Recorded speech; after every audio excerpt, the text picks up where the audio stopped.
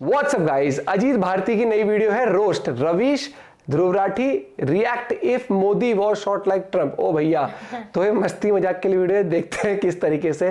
तो चैनल बने तो प्लीज सब्सक्राइब उसकी लगा दी, वीडियो कर दे लाइक 1 2 3 गो। चलिए मान लेते हैं किसी ने गोली चला दी और कान को छूकर निकल गई, तो क्या इसके लिए नरेंद्र मोदी स्वयं उत्तरदायी नहीं? अरे भाई, मैं तो कहता हूं कि किसी युवा को एक दिन की दिहाड़ी मिली थी कि ले राइफल और मार दे गोली, काम होने पर मनरेगा का डबल ले लेना। अरे भाई, और आपको बेरोजगारी से इतना प्रेम है कि आपने उस युवक के घर में 2 जून की रोटी नहीं बनने दी क्योंकि जुलाई का महीना चल रहा। अरे आखिर आर्मी चाहिए ही क्यों, जब साउथ बॉम्बे की शनाया और मॉडल टाउन की लावण्या दोनों ने अपनी अपनी स्नैपचैट स्टोरी पर ऑल आइज ऑन राफा के साथ इजरायली सैनिक की बंदूक में फूल डालते छोटे फिलिस्तीनी बच्चे का photo make love not war लिखते हुए साझा कर ही दिया है, फिर भी दुनिया में जंग क्यों चल रही है दोस्तों? यह स्टेप युवा देश की सरकार को यह संदेश देने के लिए कर रहा है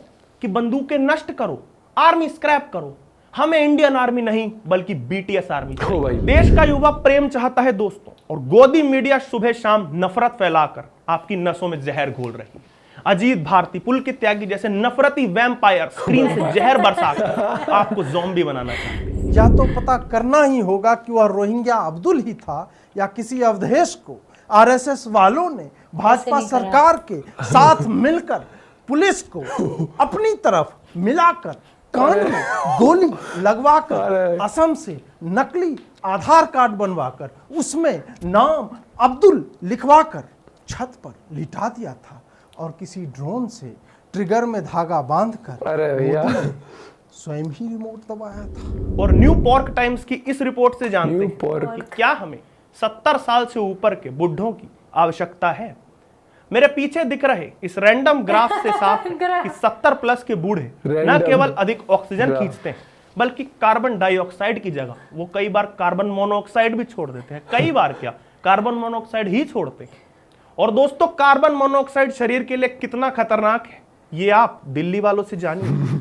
लोगों को जेल के अंदर brain stroke, liver fail, cancer तक हो जाता है, और तो और कोमा में चले जाते हैं, यहां तक कि उनकी जान भी जा सकती है। तुमने तो मेरे पिछवाड़े की बात छीन ली ध्रुव। एक बात जो मुझे खाई जा रही है वो यह है कि एआई के जमाने में जबकि आप कुछ भी लिख दें और वो असंभव दिखने वाली बात सत्य हो जाती है, उसका पूरा वीडियो बन जाता है, तब क्या यह तस्वीर इस बात का साक्ष्य नहीं रखती कि यहां अमित शाह दिन दहाड़े जनरेटिव एआई के माध्यम से पूरी शूटिंग की घटना को डिटेल से फीड नहीं कर रहे हैं? नमस्कार, मैं रवीश कुमार, जिसे कुछ गुरु आजकल र से रे माने किरण और विश माने तो आपको पता ही है, यानी जिसके मुंह से विश की किरणें निकलती हों वह है रविश।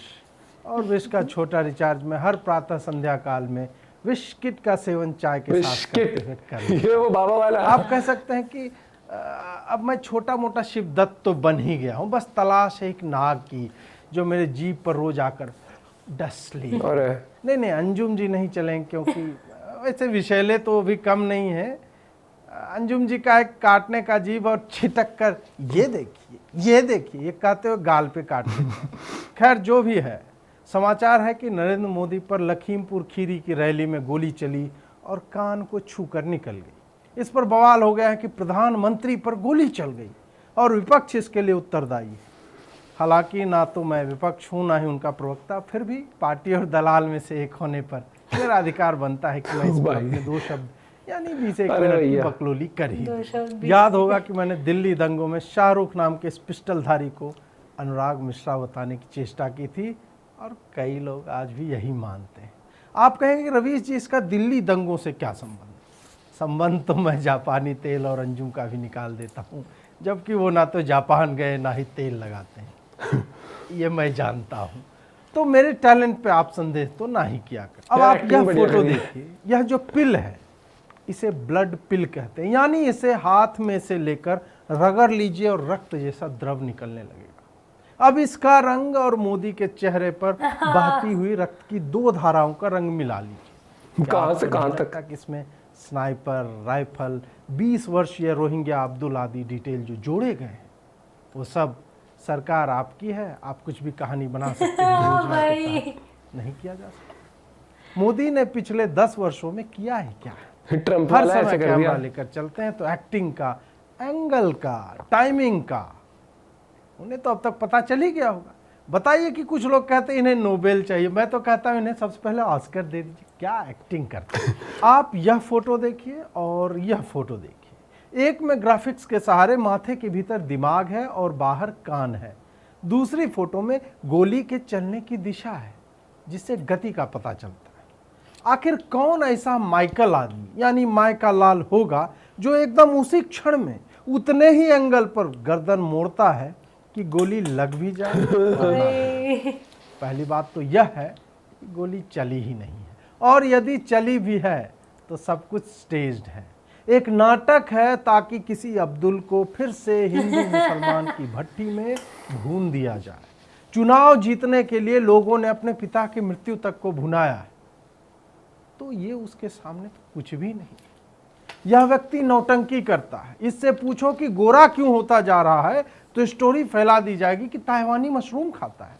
इससे पूछो कि इतना काम कैसे कर लेता है तो किसी को इंटरव्यू में बुलाकर कह देगा 4 घंटे ही सोता है, जिसमें 2 घंटे तो सांस लेने में निकल जाते हैं और 2 सांस छोड़ने में।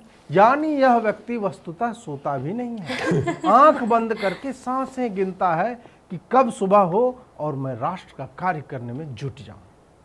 इस बार तो मुझे भी इंटरव्यू लेने का न्योता आया था और मैंने कड़े सवाल भी लिख लिए थे, लेकिन गेट पर मुझे कह दिया गया कि मैंने जो सरिया पर देवनागरी लिपि में लेजर से प्रश्न खोद रखे थे वो भीतर ले जाने की अनुमति नहीं। आप ही बताइए कि क्या प्रधानमंत्री आवास का गार्ड मुझे यानी मैग सैशे धारी, हालांकि मैंने कहा था कि मैग सैशे थोड़ा छोटा है, मुझे मैग किलो अवार्ड दे दो, पर सैशे ही दिया। खैर, मैं कह रहा था क्या पीएम आवास का गार्ड मुझे बताएगा कि कड़े प्रश्न का मतलब क्या होता है? चलिए मान लेते हैं किसी ने गोली चला दी और कान को छूकर निकल गई, तो क्या इसके लिए नरेंद्र मोदी स्वयं उत्तरदायी नहीं? मैं तो कहता हूं कि किसी युवा को एक दिन की दिहाड़ी मिली थी कि ले राइफल और मार दे गोली, काम होने पर मनरेगा का डबल ले लेना।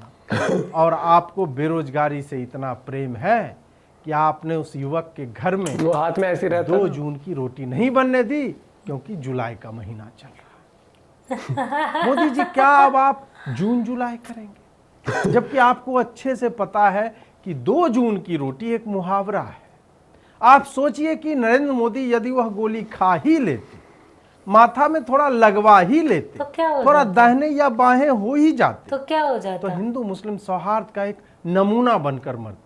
लेकिन भीतर में जो घृणा है उसने मोदी को, एक मुस्लिम युवा को, केवल एक को भी अस्थायी रोजगार तक करने नहीं दिया। बाकी के करोड़ों युवाओं की बात ही क्या कर। कुछ लोगों ने कहा कि उन्होंने शूटर को छत पर चढ़ते देखा और गैर भाजपा शासित राज्य की पुलिस को बताते रहे, पर उन्होंने कोई एक्शन नहीं लिया।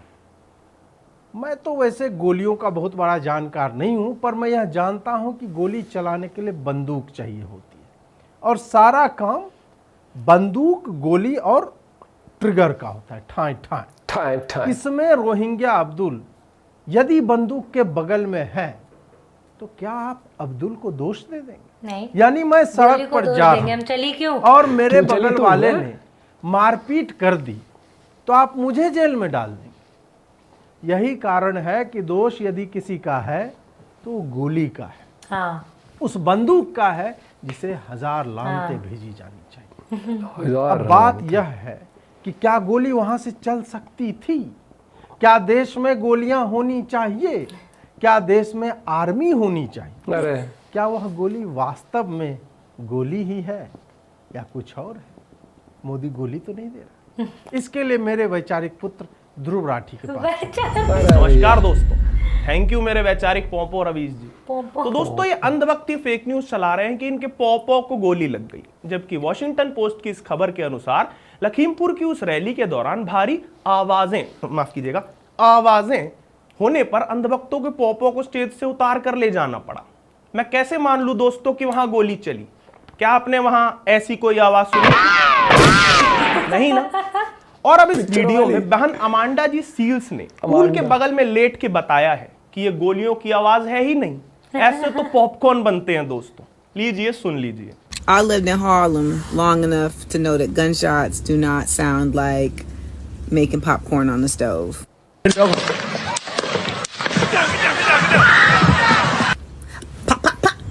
दोस्तों, मैं अमांडा जी से पूर्णतः सहमत हूं, क्योंकि अमांडा जी जिस समूह से आती हैं उससे अधिक गोलियां चलाने का अनुभव किसे ही होगा।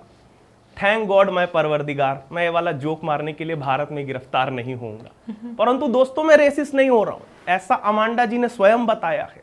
वो गोलियों की आवाज को बहुत अच्छे से पहचानती है। दूसरी बात ये दोस्तों, अंतरराष्ट्रीय गोदी मीडिया इस पे जो फर्जी खबर चला रहा है, बोल रहे हैं मोदी पर गोली चल गई। अबे अंधभक्तों, कभी इतनी बड़ी गोली देखी है? कहां होती है इतनी बड़ी गोली बे? चलो फिर भी मैं मान लेता हूं कि गोली चली है, ये गोली ही थी। तो दोस्तों, जैसा कि मेरे वैचारिक पोपो रवीश जी ने बताया कि अगर गोली चली है तो लानत तो बंदूक और गोली को ही भेजनी चाहिए कि नहीं? असली लानतें बंदूकें ही तो हैं। इंसान बंदूकों के आविष्कार से पहले लड़ ही कहां रहा था? करबला की जंग से लेकर क्रूसेड की वॉर तक कहीं किसी तरह की हिंसा के विषय में आपने कभी पढ़ा? कभी नहीं। असली हिंसा तो ये सब पूंजीवादियों के बंदूकों की फैक्ट्रियां खोलने के बाद ही आरंभ हुई। उससे पहले तक तो बस लोग सेब खाया करते थे। तो इस बात पर अब आइए जानते हैं दोस्तों कि आज की दुनिया में क्या बंदूकों की जरूरत है भी या नहीं। तो दोस्तों, इस दुनिया में 8 बिलियन से अधिक इंसान रहते हैं। और दोस्तों, मेरे स्वप्नदोष में आई बिग ब्लैक सी की इस रिपोर्ट के अनुसार केवल भारत की ऑर्डिनेंस फैक्ट्री में 16 बिलियन बंदूकें बन रहे। हाँ, तुम पहले रिपोर्ट पढ़ लो ये रिपोर्ट। आ गया मजा? खाली गाली रिपोर्ट, आर्टिकल क्या पढ़ रहा है? मेरी वीडियो में रिपोर्ट वगैरह मत देखा करो। ये सब तो मैं वीडियो को सेक्सी लगाने के लिए लगाता हूं। भैया कुछ होता थोड़ी इन सब में, बकवास है सब। फैक्ट्स मुझसे सुनो, ट्रस्ट मी ब्रो वाले लॉजिक के साथ। क्या बात है? ट्रस्ट तो भारतीय ऑर्डिनेंस फैक्ट्री में 16 बिलियन से अधिक बंदूकें बन रही हैं। मतलब दुनिया के हर आदमी के हाथ में आप 2-2 बंदूकें देना चाहते हो। ये कैसा समाज बना रहे हैं हम दोस्तों? इतनी बंदूकों का करना क्या है? क्या दुनिया का हर आदमी मैट्रिक्स का नियो बनकर घूमेगा? और मेरी खाला साइमा जी के लॉजिक के अनुसार क्या ऐसा करने पर दिव्यांग जनों का अपमान नहीं होगा दोस्तों? क्या उनका मन नहीं करेगा कि दोनों हाथों में बंदूक पकड़े? दोस्तों, पॉलिटिकल करेक्टनेस बत्ती बनाने के साथ ही मैंने ये तो सिद्ध कर दिया कि बंदूकें कितनी एंटी डिसेबल्ड हैं। अब जानते हैं कि किसी देश के लिए आर्मी कितनी खतरनाक होती है दोस्तों। भारत में लगभग 1.5 मिलियन यानी 15 लाख की आर्मी। देख रहे हो विनोद, 15 लाख हाथों में तो नहीं दे पाए, उसके बदले नफरत फैलाने के लिए 15 लाख की आर्मी की फौज बना डाली। नेहरू जी हमेशा आर्मी के खिलाफ। मेजर जनरल डीके पलित द्वारा लिखी मेजर जनरल ए रुद्र की बायोग्राफी में यह साफ लिखा है कि अबे अब मुझे नहीं देखना, अब आर्टिकल देखो यार, ये सचमुच वाला फैक्ट है ब्रो। तो इस बायोग्राफी में साफ लिखा है कि जब स्वतंत्रता के बाद तत्कालीन army chief Lockhart Nehru ji के पास डिफेंस प्लान लेकर गए, तो उस पर नेहरू जी ने कहा कि क्या बकवास है ये, भारत को किसी डिफेंस प्लान की आवश्यकता नहीं, हमारी पॉलिसी सदा से अहिंसा परमो धर्म यानी कि नॉन वायलेंस की रही है, आर्मी को स्क्रैप कर दे। तो देखा आपने दोस्तों, मोहब्बत की दुकान का कंसेप्ट आज का नहीं है, वो तो हमारे स्वतंत्रता के इतिहास में नेहरू जी द्वारा ही दिया गया। माननीय राहुल जी अपने ग्रेट ग्रैंडफादर के कालजयी विचारों को भी आगे बढ़ा रहे हैं। वो तो नफरती मोदी सरकार है दोस्तों, जो आर्मी को भारी भारी बजट देती है और बड़ा करने पर तुली हुई। हाल ही में रक्षा मंत्री राजनाथ सिंह ने सेना के असले, बारूद, इक्विपमेंट के लिए 85,000 करोड़ का बजट पास किया दोस्तों। द टायर की इस रिपोर्ट ने बताया कि इतने बजट में पाकिस्तान की पूरी आबादी लगभग 3 टाइम का नल्ली निहारी पेल ले। और आर्मी को बड़ा करके मिलेगा क्या? नहीं, मुझे बताओ क्या मिलेगा? नफरत, हाईवेज भी नहीं चाहिए यार, वायलेंस। अरे आखिर आर्मी चाहिए ही क्यों?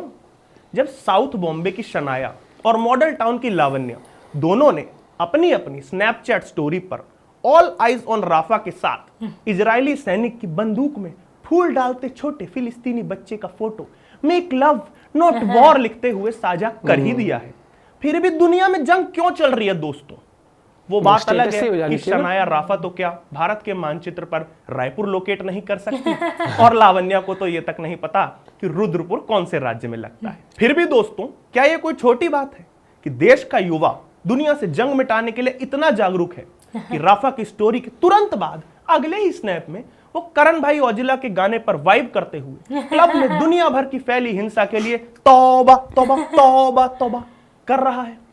यह स्टेप युवा देश की सरकार को यह संदेश देने के लिए कर रहा है कि बंदूकें नष्ट करो, आर्मी स्क्रैप करो, हमें इंडियन आर्मी नहीं बल्कि बीटीएस आर्मी चाहिए। वॉशिंगटन पोस्ट की इस रिपोर्ट में 786 लोगों का सर्वे हुआ और उस सर्वे में साफ नजर आया कि जब लोगों से पूछा गया कि उन्हें किस पर ज्यादा भरोसा है तो 785 लोगों ने बीटीएस आर्मी को बोला कि हाँ हमें इन पर भरोसा है। बाकी बीच में कोई एक आ गया, उसने भीम आर्मी बोल दिया, पता नहीं क्या था, उसकी पहचान की जा रही है। देश का युवा प्रेम चाहता है दोस्तों, और गोदी मीडिया सुबह शाम नफरत फैलाकर आपकी नसों में जहर घोल रही है।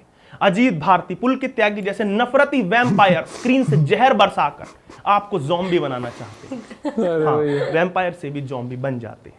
जब भैंस का डेटा दिखाकर गाय कटने की बात हो सकती है तो कुछ भी हो सकता है। तो दोस्तों, जैसा कि मेरे वैचारिक पॉपो रवीश ने कहा था, टीवी मत देखिए, मैं तो ये कहूंगा कि यूट्यूब भी मत देखिए दोस्तों। और अगर देखना ही है तो अच्छा यूट्यूब कंटेंट देखिए। अच्छा यूट्यूब कंटेंट कहां से आएगा? आप खुद बनाएंगे दोस्तों। मेरा ये कोर्स खरीदिए, डिस्क्रिप्शन में लिंक दे रहा हूं, उस पर क्लिक करिए और मेरी ध्रुव राठी एकेडमी ज्वाइन करिए। वहां आपको चैट जीपीटी, मतलब माफ कीजिएगा, चैट जीपीटी की ट्रेनिंग दूंगा। वो चाटने की इतनी आदत है कि मुंह से निकल जाता है कभी-कभी। गजब। तो दोस्तों, इस नफरत के माहौल में ध्रुव राठी एकेडमी ही आपको बचा सकती है दोस्तों। इसके साथ ही हम इस एकेडमी में आपको इस पर भी अध्ययन कराएंगे कि नफरत का यह वातावरण आखिर बनाया किसने, कहां से आया, कहां से आई इतनी नफरत, कैसे आया? इसमें मोदी का कितना बड़ा हाथ है दोस्तों। हाँ दोस्तों, इसमें हाथ तो मोदी का ही है, क्योंकि कांग्रेस का हाथ तो हाथ नहीं, वो अभय मुद्रा है। तो आइए जानते हैं इस नफरत के बाजार में मोदी जी का क्या रोल है। जानते हैं मेरे नाजायज पोंपो रवीश जी के द्वारा। अरे भाई, इसका सेकंड पार्ट भी जल्दी अपलोड करेंगे कि अगर जो ट्रम्प के साथ हो मोदी जी के साथ होता तो उल्टा मोदी जी को ही क्रिटिसाइज। वहां पर भी कई लोग ट्रम्प को ही कर रहे हैं। जब वहां पे हुआ था, कहाँ के वो केसेस थे टेररिज्म एक्टिविटीज में, ये डाल देते थे कि गवर्नमेंट ने कराई। नहीं, आज भी मुझे दिखते हैं कई लोग ऐसा बोलते हैं कि ये जो पुलवामा हुआ था, कुछ भी हुआ था, इसके अंदर मोदी ने ही कराया था, ये खुद ही।